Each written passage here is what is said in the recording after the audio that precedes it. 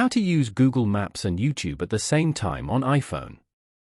To get started, first of all go ahead and open up the Brave application on your phone. Once you're here, tap on the YouTube app as shown. You are now in the YouTube homepage. Here, you can explore and watch YouTube videos. Now, scroll down and open a video that you like from here. Once the video starts playing, long press on the bottom of the screen and swipe up. You have now successfully minimized this tab. As you can see, the video will still keep playing in the background. Now, go back and open up the Google Maps app.